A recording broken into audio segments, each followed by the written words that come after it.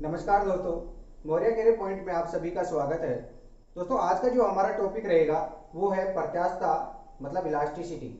और यह एक ठोसों का गुण होता है जिसके बारे में आज हम डिस्कस करने वाले हैं। और इसके साथ में ये जानेंगे कि प्रत्यास्थता के साथ विकृति क्या होती है, प्रतिबल क्या होते हैं और प्रत्यास्थता गुणांक क्या होते हैं। और इनके साथ ही प्रत्यास्थता सीमा और हुक्स लॉ जो है उनके बारे में डिस्कस करेंगे। तो वीडियो को स्टार्ट करते हैं।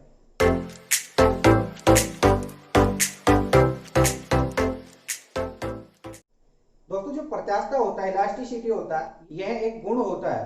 किनका गुण होता है? सॉलिड यानी कि ठोसों का। तो मैं ये कह सकता हूं कि जो प्रत्यास्थता है वह एक प्रकार का क्या है? गुण है। और ये गुण किनका है दोस्तों? ठोसों का यानी कि सॉलिड का। तो अगर बात करें क्या इनके अलावा, ठोसों के अलावा द्रव और गैसों में क्या प्रत्यास्थता होती है? तो आप कह सकते हो कि प्रत्यास्थता केवल ठोसों का गुण है, द्रव और गैसों का गुण नहीं है। अब दोस्तों बात करते हैं प्रत्यास्थता एक्चुअल में होता क्या है। जिस प्रकार से मैं बात करूं कि मान लेते हैं कोई सॉलिड है, ये कोई भी पदार्थ हो सकता है, सॉलिड यानी कि ठोस, और यदि इस पर कोई फोर्स लगाए यानी कि बल लगाए या इस पर चोट मारे और यदि इस पर कोई इफेक्ट नहीं पड़ा तो यह वस्तु आपकी कहलाती है रिजिड यानी कि दृढ़। ठीक है, जिस पर बल का कोई इफेक्ट नहीं हो। और मान लेते दोस्तों एक ठोस इस प्रकार से है, जैसे इस पर बल लगाया वह टूट कर बिखर गया। जैसे एग्जांपल की बात करूं, जैसे कांच, कांच पर जैसे ही चोट मारते हैं वह टूट के बिखर जाता है। तो इस पदार्थ को क्या बोलेंगे? ब्रिटल मटेरियल यानी कि भंगुर, यानी कि ऐसे ठोस जिनको चोट मारते हैं तो वो बिल्कुल बिखर जाते हैं। इसी प्रकार से मान लेते हैं एक सॉलिड इस प्रकार से है, जैसे इन पर बल लगाया यानी कि चोट मारा तो ये कांच की तरह बिखरे नहीं, इनके आकार में परिवर्तन हो गया। जिस प्रकार से लोहे की बात करूं, लोहे पर जब चोट मारेंगे तो उसके आकार में परिवर्तन होगा। हो सकता है उसकी लंबाई बढ़ जाए या चौड़ाई घट जाए। तो चोट मारने पर इनकी लंबाई में जो वृद्धि हो रही है, चोट को बोलते हैं दोस्तों आघात, आघात करने से इनकी लंबाई में वृद्धि हो रही है, तो इनको बोला जाता है आघात वर्धनीय यानी कि मेरिएबल।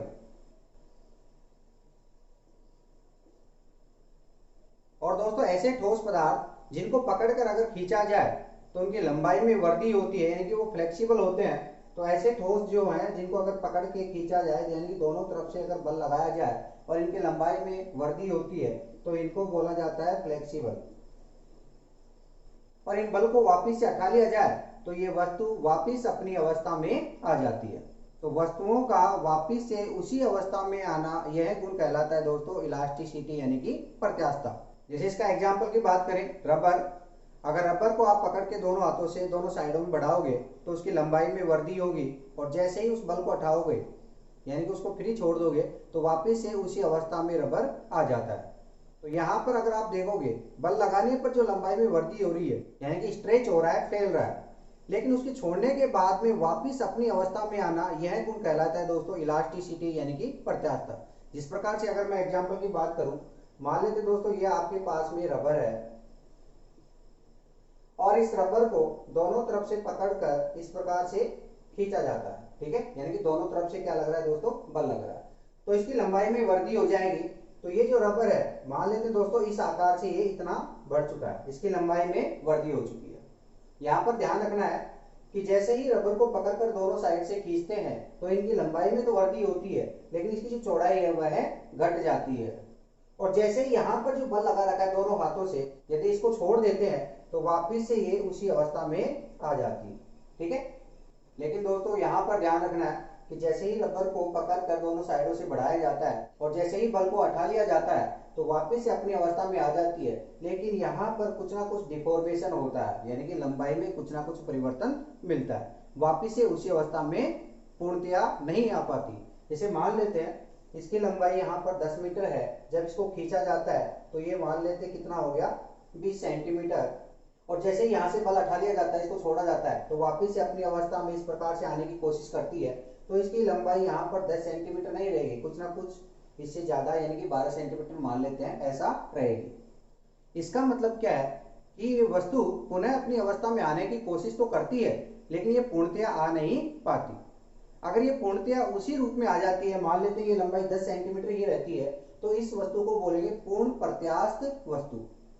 लेकिन ये पूर्ण प्रत्यास्थ वस्तु नहीं है, क्योंकि यहाँ पर कुछ ना कुछ डिफॉर्मेशन हुआ। कितना डिफॉर्मेशन हुआ है यहाँ पर? 2 सेंटीमीटर का। ठीक है, यानी कि यहाँ जो लंबाई में परिवर्तन हुआ है 2 सेंटीमीटर, क्या है? चेंज इन लेंथ, यानी कि लंबाई में जो परिवर्तन हुआ है वो कितना है यहाँ पर? 2 सेंटीमीटर। और जो लंबाई में परिवर्तन हुआ है इसे ही बोलते हैं दोस्तों डिफॉर्मेशन, यानी कि जो भी परिवर्तन होता है उसको क्या बोलते हैं? डिफॉर्मेशन, मतलब विरूपण। तो कई बार क्वेश्चन पूछ लिया जाता है विरूपण क्या होता है, तो विरूपण आप बता सकते हो कि लंबाई में जो वृद्धि होती है, यहाँ पर दोस्तों लंबाई के अलावा कोई भी राशि हो सकती है, हो सकता है आयतन में वृद्धि हो, उसके आकार और आकृति में परिवर्तन हो। तो यहाँ पर जो भी परिवर्तन होता है वस्तु के आकार में, आयतन में या फिर आकृति में, वह क्या कहलाता है? आपके विरूपण, यानी कि डिफॉर्मेशन। और यहाँ पर जो डिफॉर्मेशन हो रहा है वो किनके कारण हो रहा है? यहाँ पर लगने वाले बलों के कारण, यानी कि F के कारण। ये जो बल है जिनके कारण यहाँ पर डिफॉर्मेशन हो रहा है, बलों को बोलते हैं विरूपक बल। विरूपक बल मतलब डिफॉर्मिंग फोर्सेस। तो यहाँ पर कुछ वर्ड आए हैं, डिफॉर्मेशन, डिफॉर्मिंग फोर्सेस। क्या होते हैं ये आप समझ गए होंगे कि जब किसी वस्तु पर बल लगाया जाता है तो उसके आकार में, आकृति में परिवर्तन होता है। वह जो परिवर्तन होता है वह क्या कहलाएगा? आपके डिफॉर्मेशन, यानी विरूपण। और जो बल लगाया जाता है जिससे डिफॉर्मेशन हो रहा है वह क्या कहलाएगा? डिफॉर्मिंग फोर्स कहलाएगा। और वस्तुओं के वापिस से रिगेन होने का, यानी कि अपनी लंबाई को पूर्ण प्राप्त करने की जो कोशिश होती है पदार्थों का, यही गुण, यानी कि ठोसों का यही गुण क्या कहलाता है दोस्तों? प्रत्यास्थता। और दोस्तों यहाँ पर अगर बात करें, जिस प्रकार से मैंने यहाँ पर एग्जांपल दिया था, 10 सेंटीमीटर का एक रबर है, जैसे इसको बढ़ाया 20 सेंटीमीटर का हो गया, वैसे ही बलों को हटा लेने पर यहाँ पर कितने का बचा? ये 12 सेंटीमीटर का। यदि यहाँ पर 10 सेंटीमीटर का वापिस हो जाता है तो ये वस्तु कहलाएगी पूर्ण प्रत्यास्थ वस्तु, यानी कि परफेक्ट इलास्टिक। और दोस्तों परफेक्ट इलास्टिक यानी कि 100% नाम की कोई चीज होती नहीं है, फिर भी अपन क्वार्ट्ज जो होता है उसको पूर्ण प्रत्यास्थ वस्तु मान सकते हैं। यहाँ पर बात करें कि पूर्ण प्रत्यास्थ वस्तु क्या होती है, तो आप कह सकते हो जो क्वार्ट्ज होता है उसको आप पूर्ण प्रत्यास्थ वस्तु मान सकते हो। दोस्तों ये क्वार्ट्ज होता है क्या है? ये एक प्रकार का पदार्थ होता है जो किससे बना होता है? सिलिका से। ये क्या है दोस्तों? सिलिका।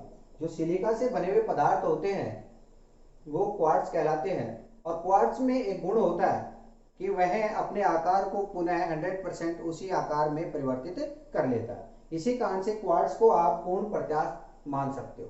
तो दोस्तों आपको समझ में आ गया होगा कि प्रत्यास्थता होता है क्या है। प्रत्यास्थता का मतलब ये नहीं होता किसी वस्तु को खींचे तो वह बढ़ जाती है।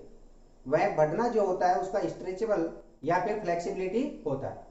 लेकिन जैसे ही उस बल को हटा लेते हैं, यानी कि वापिस से अपनी लंबाई को रिगेन करना, वापिस उस लंबाई को प्राप्त करना, वह कहलाता है प्रत्यास्थता। और इसी कारण से अगर आपसे पूछा जाए कि रबर और स्टील में से कौन सा ज्यादा प्रत्यास्थ है, तो दोस्तों अगर आप सोचोगे कि रबर को आसानी से बढ़ा दिया जाता है, तो बढ़ना यहाँ पर प्रत्यास्थता नहीं है।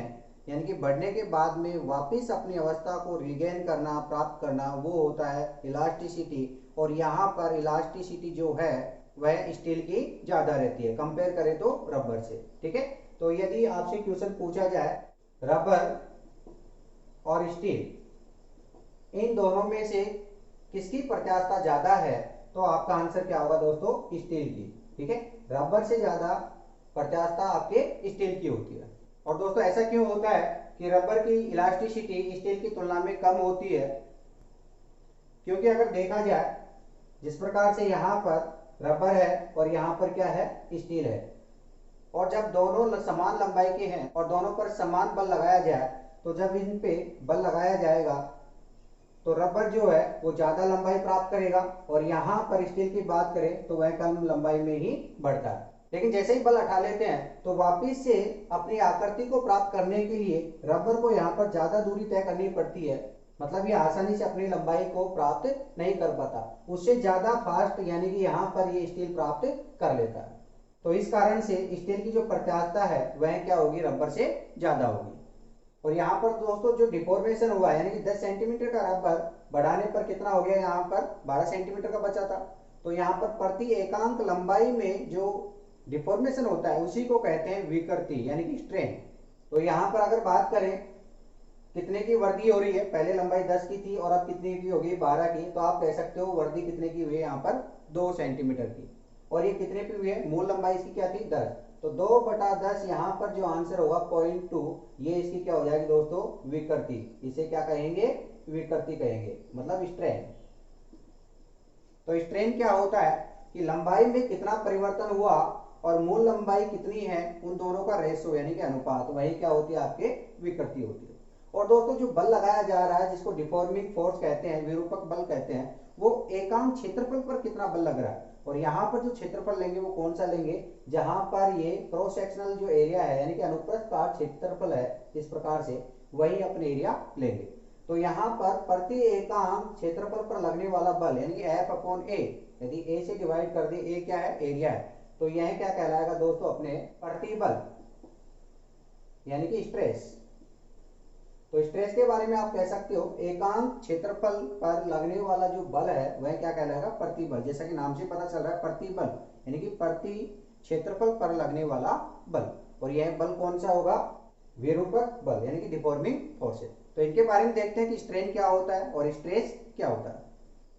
अब बात करते हैं दोस्तों विकृति के बारे में। विकृति जिसको क्या बोला जाता है, स्ट्रेन। तो यहाँ पर अभी अपन ने बात की थी कि स्ट्रेन क्या होता है, मूल लंबाई में कितना परिवर्तन हुआ और उसका मूल लंबाई से अनुपात क्या है। ठीक है, लेकिन दोस्तों यहाँ पर परिवर्तन केवल लंबाई में नहीं हो सकता है उसके आयतन में हो सकता है उसके आकार में हो। ठीक है, तो यहाँ पर परिवर्तन किसी भी राशि में हो सकता है। तो मैं ये लिख सकता हूं एकांक राशि। राशि यहाँ पर कुछ भी हो सकता है दोस्तों, लंबाई हो सकता है, आयतन हो सकता है, या फिर आपके आकृति हो सकती है। ठीक है, में परिवर्तन, एकांक राशि में जो परिवर्तन होगा वही क्या कहलाता है, आपके विकृति कहलाता है। तो मैं यहां पर ये कह सकता हूं कि विकृति बराबर राशि में परिवर्तन और इसका अनुपात किससे लेंगे, मूल राशि से। यहां पर मैंने बताया राशि क्या हो सकती है, लंबाई हो सकता है, आयतन हो सकता है, या फिर आकृति भी हो सकती है। तो यहां पर आपको पता चल गया होगा कि विकृति क्या होगा, राशि में परिवर्तन और उसका अनुपात किससे, मूल राशि। जैसे अभी अपन ने एग्जांपल देखा था 2/10 क्या था, वहां पर विकृति था, 2 तो वहां पर लंबाई में परिवर्तन था और 10 उसकी मूल लंबाई थी। अब यहां पर बात करते हैं इनकी इकाई की यानी कि यूनिट की। इकाई क्या होगी दोस्तों, तो यहां पर आप देख सकते हो राशि में परिवर्तन, जिस प्रकार से एग्जांपल की अगर मैं बात करूं, पहले जो एग्जांपल था 2 सेंटीमीटर, बता कितना आया था 10 सेंटीमीटर। ठीक है, तो यहाँ सेंटीमीटर से सेंटीमीटर कैंसिल हो जाएगा, आंसर कितना आया था 0.2।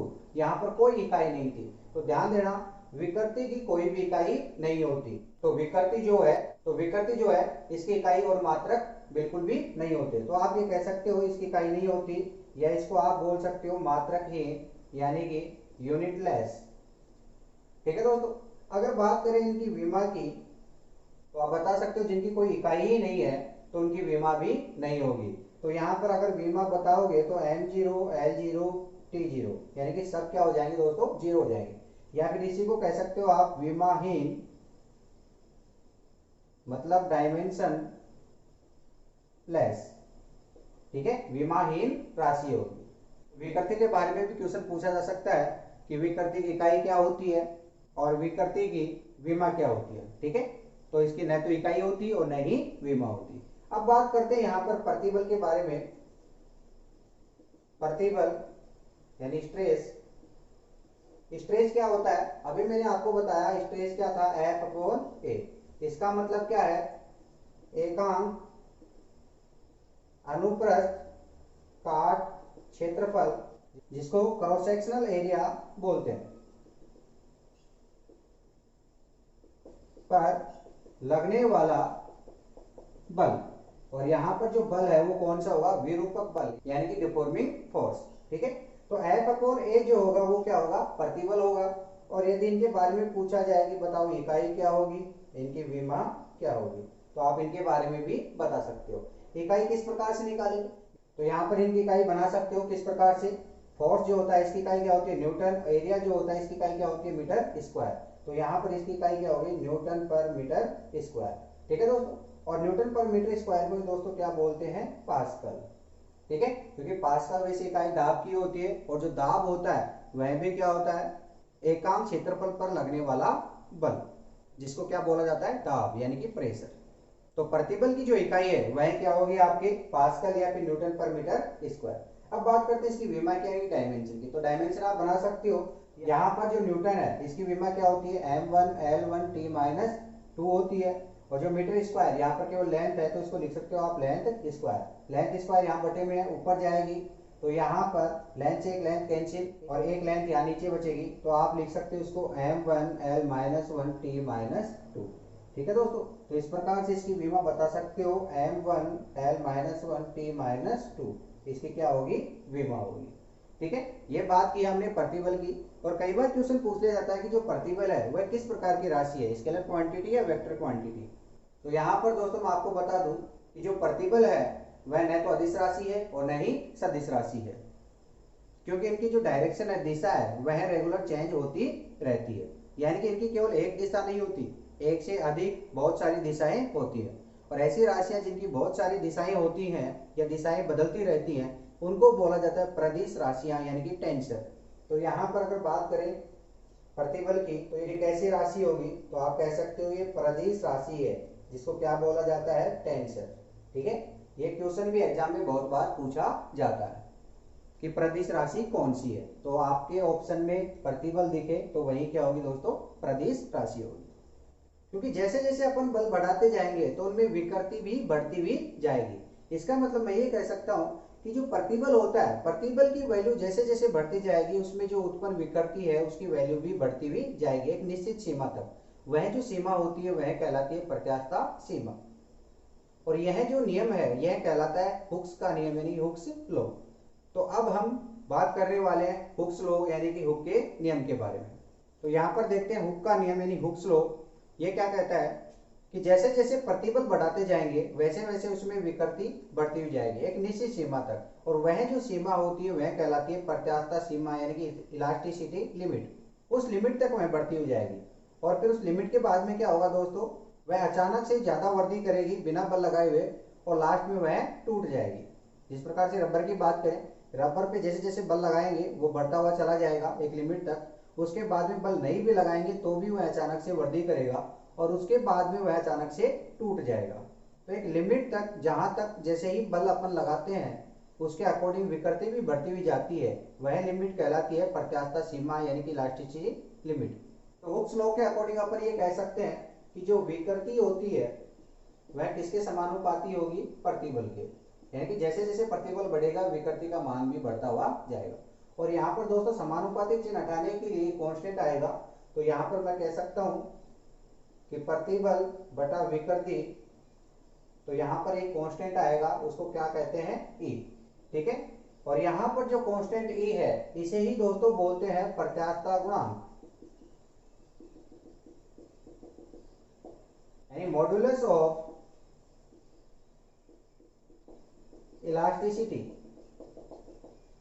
जिसको किससे डिनोट किया है, ई से। ई का मतलब इलास्टिसिटी। ठीक है, तो प्रतिबल अपॉन विकृति को क्या नाम दिया अपन ने, ई, कैपिटल ई, मतलब प्रत्यास्थता गुणांक है। और ये दोस्तों कहां तक पॉसिबल है, मैंने अभी बात की थी एक सीमा तक, उस सीमा का नाम क्या है, प्रत्यास्थता सीमा यानी इलास्टिसिटी लिमिट। इस लिमिट तक ही ये हुक्स का नियम काम करता है, उसके बाद में हुक्स का नियम काम नहीं करता। अब दोस्तों यहां से और क्या क्वेश्चन पूछा जा सकता है कि जो ई है यानी कि प्रत्यास्थता गुणांक है, इसकी इकाई क्या होगी, या फिर बात करें इसकी विमा क्या होगी। इन दोनों के बारे में बात करते हैं। तो यहाँ पर आप देख सकते हो कि इलास्टिसिटी कोएफिशिएंट जो है वो किसके बराबर है, प्रतिबल बटा विकृति। तो प्रतिबल की जो इकाई है वह क्या होती है, पास्कल, या फिर आप बोल सकते हो न्यूटन पर मीटर स्क्वायर। और इसके बटे में क्या है, विकृति। विकृति की कोई इकाई नहीं होती, तो बटे में इकाई लिखने का कोई फायदा नहीं। इसका मतलब जो प्रत्यास्थता गुणांक है उसकी इकाई क्या हो जाएगी, न्यूटन पर मीटर स्क्वायर, यही हो जाएगी, जो किसके बराबर होती है, प्रतिबल के। क्योंकि प्रतिबल की इकाई भी न्यूटन पर मीटर स्क्वायर होती है। और यहाँ पर अपन ने देखा जो प्रत्यास्थता गुणांक है, कोएफिशिएंट है, वो क्या है, उसकी इकाई क्या है, न्यूटन पर मीटर स्क्वायर। तो दोनों की इकाइयां सेम रहती हैं। तो इनकी विमा भी सेम रहेगी, तो इसकी विमा क्या हो जाएगी, m1 l-1 t-2 हो जाएगी। ठीक है, ये क्वेश्चन भी कई बार एग्जाम में पूछ लिया जाता है। और दोस्तों यहाँ पर जो परिवर्तन हो रहा है, यदि लंबाई में अलग परिवर्तन होगा तो वहां पर प्रत्यास्थता गुणांक का नाम अलग हो जाता है, और यदि आयतन में परिवर्तन हो रहा है तो वहां पर प्रत्यास्थता गुणांक का मान अलग हो जाता है। तो इनके बारे में देखते हैं किस प्रकार से चेंज होता है, इनके नाम क्या होते हैं और इनके आपस में रिलेशन क्या होते हैं। दोस्तों जैसा कि मैंने बताया कि जो परिवर्तन होता है वह लंबाई में हो सकता है, आयतन में हो सकता है, या फिर उसकी आकृति में भी हो सकता है। तो इसके अकॉर्डिंग बात करते हैं, जिस प्रकार से यहाँ पर कोई वस्तु है इस प्रकार से, और जैसे ही यहाँ पर बल लगाते हैं विरूपक बल, डिफॉर्मिंग फोर्सेस, तो इसकी लंबाई में परिवर्तन होता है। तो यहाँ पर इसकी लंबाई के अनुदिश जो परिवर्तन होता है, तो यहाँ पर जो परिवर्तन होगा वो क्या होगा, लंबाई में परिवर्तन, यानी कि चेंज इन लेंथ। ठीक है, यहाँ पर जो परिवर्तन हो रहा है किसमें हो रहा है, लंबाई में। इसी प्रकार से बात करें, मान लेते दोस्तों कोई वस्तु है और जैसे ही इस पर फोर्स लगाया तो यहाँ पर ये जो वस्तु है वो सिकुड़ करके इसका जो आकार कम हो जाएगा। ठीक है, यहाँ पर जो परिवर्तन हो रहा है वो किसमें हो रहा है, आयतन में परिवर्तन, यानी कि चेंज इन वॉल्यूम। और इसी प्रकार से दोस्तों मान लेते कोई ठोस वस्तु इस प्रकार से यहाँ पर रखी हुई है और इसका जो निचला हिस्सा है ये वाला यहाँ पर फिक्स है, और जैसे ही इसके ऊपर यहाँ पर फोर्स लगाते हैं डिफॉर्मिंग फोर्सेज, तो ये वाला जो हिस्सा है ऊपर का वो खिसक जाता है और ये इस प्रकार से इसकी आकृति बन जाती है। ठीक है, तो यहाँ पर जो परिवर्तन हुआ है, कितना एंगल हुआ है, यहाँ पर मान सकते हो थीटा। तो यहाँ पर किसमें परिवर्तन हुआ है दोस्तों, इसके आकृति में।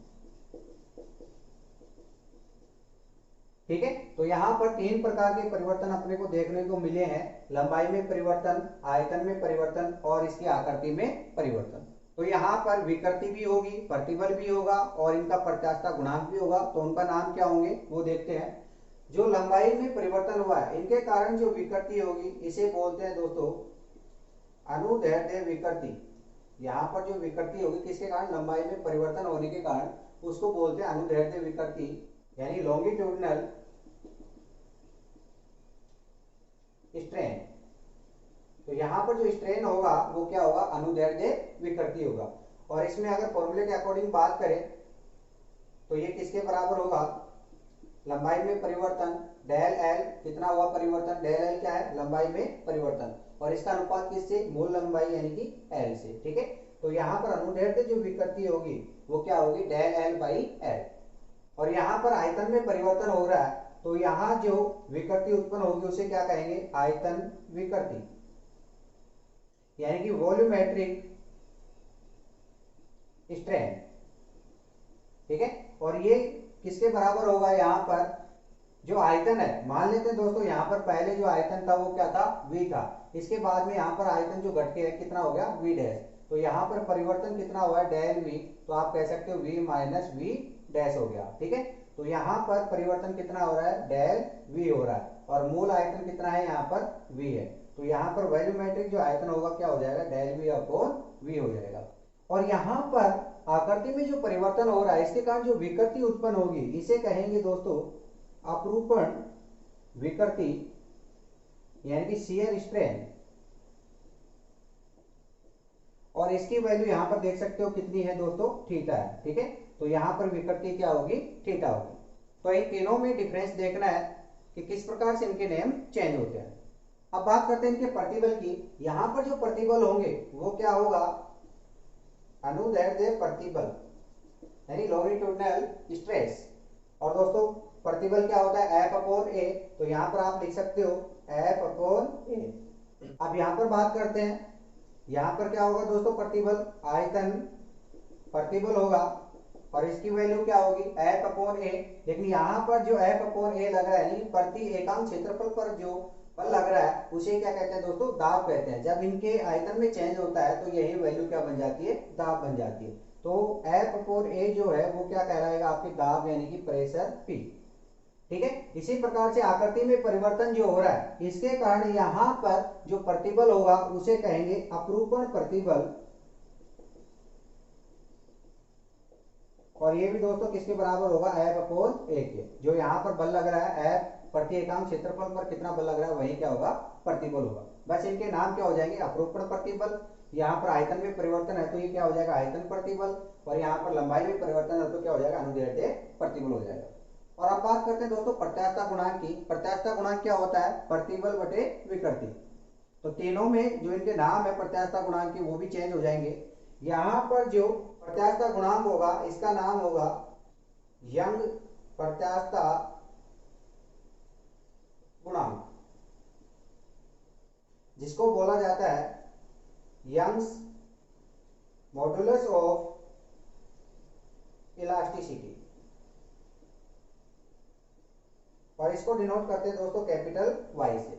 और यहाँ पर जो प्रत्यास्थता गुणांक है उसकी वैल्यू क्या होगी, प्रतिबल बटे विकृति। और यहाँ पर प्रतिबल क्या है दोस्तों, एफ अपॉन ए है, और विकृति क्या है, डेल एल बाई एल है, ठीक है। और यहाँ पर दोस्तों यदि इसका क्रॉस सेक्शनल एरिया देखा जाए, ये क्या होगा, यहाँ पर वर्ताकार होगा, और वर्ताकार आकृति जो है इसका क्षेत्रफल क्या होता है, पाई आर स्क्वायर होता है। तो यहाँ पर जो एरिया है उसकी जगह क्या लिख सकता हूँ, पाई आर स्क्वायर। और यदि इसको सोल्व करें तो ये वैल्यू क्या बन जाएगी, F into L divide by A into del L, ठीक है। और यहाँ पर आप वैल्यू रख सकते हो एफ एल, ए की वैल्यू आप रख सकते हो पाई आर स्क्वायर, और यहाँ पर क्या हो जाएगा, डेल एल हो जाएगा, ठीक है। तो इस प्रकार से जो यंग्स मॉडुलस है उसकी वैल्यू क्या हो जाएगी, F L upon pi R square del L, ठीक है। लेकिन आपको ये याद रखने की जरूरत नहीं, आपको ये पूछेगा कि लंबाई में परिवर्तन के कारण जो प्रत्यास्थता गुणांक होता है उसका नाम क्या है, तो आप बता सकते हो क्या नाम होगा, यंग प्रत्यास्थता गुणांक होगा। इसी प्रकार से बात करते हैं आयतन में परिवर्तन होगा, तो यहाँ पर जो गुणांक होगा, प्रत्यास्थता गुणांक होगा, इसका नाम क्या है, आयतन गुणांक। इसको बोला जाता है दोस्तों बल्क मॉडुलस, जिसको डिनोट करते हैं यहाँ पर, डिनोट कर सकते हैं यहाँ पर बी से, ठीक है। ये भी क्या होगा, प्रतिबल बटे विकृति। यहाँ पर प्रतिबल क्या है दोस्तों, P है, ठीक है, और विकृति क्या है, डेल V अपॉन V है। तो यहाँ पर फॉर्मूला बन गया P into V divide by del V। यही क्या होगा, बल्क मॉडुलस यानी कि B की वैल्यू होगी। यहाँ पे दोस्तों हो सकता है नेगेटिव साइन आए, क्योंकि जब आयतन घटता है तो नेगेटिव साइन लेते हैं, आयतन बढ़ेगा तो पॉजिटिव साइन लेंगे। इसी प्रकार से लंबाई जब बढ़ती है तो पॉजिटिव साइन लेंगे, लंबाई घटती है तो नेगेटिव साइन लेंगे, ठीक है, उससे कोई इफेक्ट नहीं पड़ता। इसी प्रकार से बात करते हैं आयतन में जो परिवर्तन हो रहा है, तो इसके कारण जो प्रत्यास्थता गुणांक बनेगा इसका नाम क्या होगा, अपरूपण प्रत्यास्थता गुणांक, जिसको आप बोल सकते हो शियर मॉडुलस, और इसको डिनोट करते हैं दोस्तों ईटा से, ठीक है, या फिर आप इसको जी से भी डिनोट कर सकते हो। और इसकी जो वैल्यू होगी क्या होगी, प्रतिबल बटे विकृति। तो यहाँ पर प्रतिबल क्या है, एफ अपॉन ए, और विकृति क्या है, यहाँ पर थीटा है, या फिर इसको इस प्रकार से लिख सकते हो एफ अपॉन ए इंटू थीटा। और यही क्या होगी दोस्तों, अपरूपण प्रत्यास्थता गुणांक यानी कि शियर मॉडुलस, ठीक है। तो ये हमने बात की यहाँ पर अलग अलग परिवर्तन के अकॉर्डिंग इनके नाम किस प्रकार से चेंज हो जाते हैं।